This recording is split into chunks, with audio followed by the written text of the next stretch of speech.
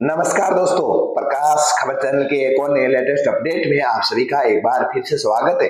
दोस्तों, हम EPS 95 pension धारकों की जो लगातार 7 से 8 साल हो चुके हैं और उसमें ईपीएस 95 पेंशन धारकों की सिर्फ और सिर्फ मांगे हैं कि 1000 रुपए जो कि मिनिमम पेंशन है उसको बढ़ाकर 7500 रुपए करने, प्लस उसे महंगाई भत्ते से जोड़ने और डीए यानी कि इससे महंगाई भत्ते और पति और पत्नी को यहाँ पर वो मेडिकल सुविधा है वो फ्री में दी जाए। ये मांगे यहाँ पर ईपीएस 95 पेंशन धारक है वो लगातार कर रहे हैं। लेकिन ईपीएस 95 पेंशन धारकों की ऐसी क्या कमी है जिसको लेकर यहाँ पर 2023, 2024, 2025 किसी भी बजट में यहाँ पर ईपीएस 95 पेंशन धारकों की मांग को लेकर कोई भी यहाँ पर छोटी सी भी यहाँ पर वो बजट में नहीं जोड़ी गई। इसी को लेकर हम आज इस वीडियो में विस्तार से चर्चा करने वाले हैं किन किन्हों ने यहाँ पर वो ईपीएस 95 पेंशन धारकों की पेंशन बढ़ोतरी को लेकर है वो किन मंत्री या फिर किस यहाँ पर है वो राज्य मंत्री हो या चाहे सांसद हो, कोई भी यहाँ पर हो वो लगातार है वो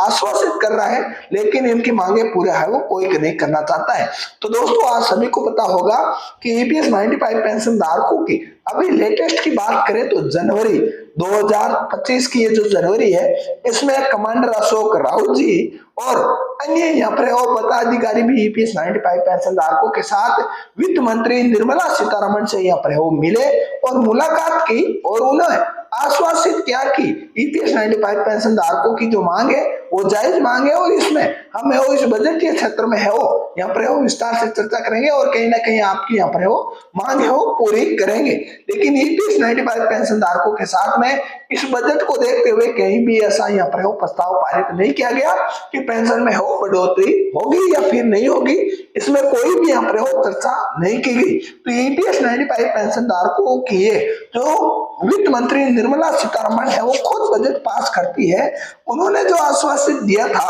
उसमें ईपीएस 95 पेंशन धारकों की कोई भी मांग का यहाँ पर प्रस्ताव पारित नहीं किया गया। अब बात करने वाले हैं जो कि यहाँ पर अन्य जो भी मंत्री पद हो या फिर अन्य कोई भी यहाँ पर हो जो सांसद का पद हो या फिर विधायक का पद हो, उनसे भी कमांडर अशोक राउत जी ने यहाँ पर हो क्या था मुलाकात की। उन्होंने भी ईपीएस 95 पेंशन धारकों की मांग को लेकर यहाँ पर आश्वासित किया कि आपको यहाँ पर है वो जो कि वित्त मंत्री और श्रम एवं विकास अधिकारी जो श्रम मंत्री है उनके द्वारा भी यहाँ पर है वो ईपीएस 95 पेंशन धारकों कमांडर अशोक राउत जी को यहाँ पर आश्वासित किया गया था कि आपको यहाँ पर इस बजट क्षेत्र में ईपीएस 95 पेंशन धारकों की मांगे हो रखी जाएगी। लेकिन एक सी ईपीएस 95 पेंशन धारकों में यहाँ पर वो लगातार अन्याय किया जा रहा है। और इससे पहले हम बात करें ईपीएफओ की तो ईपीएफओ के भी यहाँ पर वो पदाधिकारी भी ईपीएस 95 पेंशन धारक के सोशल मीडिया जो कि यहाँ पर वो ईपीएफओ का सोशल मीडिया हैंडल है उसके ऊपर लाइव डिबेट करते हैं और उसमें ईपीएस 95 पेंशन धारकों की या जो पेंशन बढ़ोतरी पर है वो ईपीएफओ अधिकारी कहते हैं कि सरकार के द्वारा हमें ऐसा कोई भी विज्ञप्ति या फिर हमें कोई भी ऐसी जानकारी नहीं दी गई है कि पेंशन है वो बढ़ाया जाए, जबकि यहाँ पर वो ईपीएफओ के अधिकारियों ने खुले तौर पर बताया है कि हमें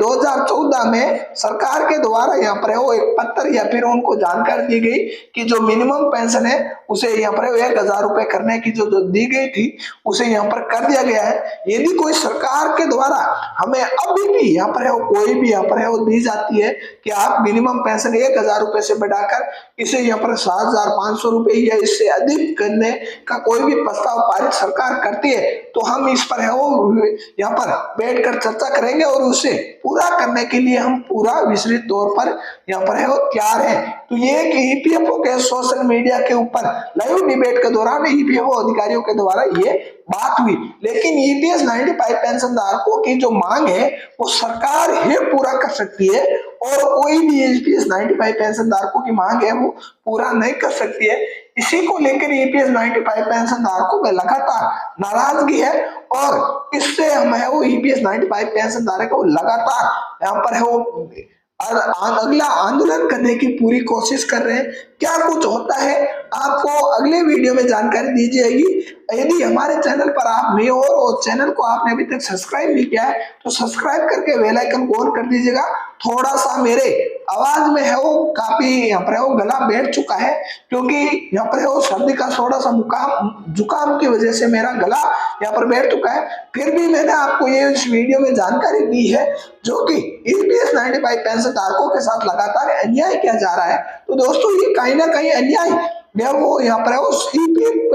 के द्वारा और सरकार के द्वारा ईपीएस 95 पेंशन धारकों की यहाँ पर वो कमजोरी का पूरा फायदा यहाँ पर है उठाने का पूरा प्रयास किया जा रहा है और कर भी रही है। सरकार यहाँ पर है वो पूरा प्रयास कर रही है इसको मजबूती से आंदोलन हो, जैसे कि ईपीएस 95 पेंशन धारकों ने लगातार पिछले सालों से चाहे रेल रोको हो या फिर सड़क रोको हो या फिर अन्य कोई भी आंदोलन हो वो आंदोलन किए थे। उसको लेकर यहाँ पर ईपीएस 95 पेंशन धारकों को फिर से जागरूक होना पड़ेगा और फिर से यहाँ पर वो अपनी आवाज को मजबूत करनी पड़ेगी, जब ना कहीं यहाँ पर सरकार उनकी आवाज को सुनेगी। तो दोस्तों जो ये वीडियो में जानकारी दी उम्मीद करता हूँ आपको सही और सटीक लगे, तो वीडियो को लाइक करके शेयर जरूर कर दीजिएगा। मिलते हैं एक नए लेटेस्ट अपडेट के साथ, तब तक के लिए जय हिंद जय भारत वंदे मातरम।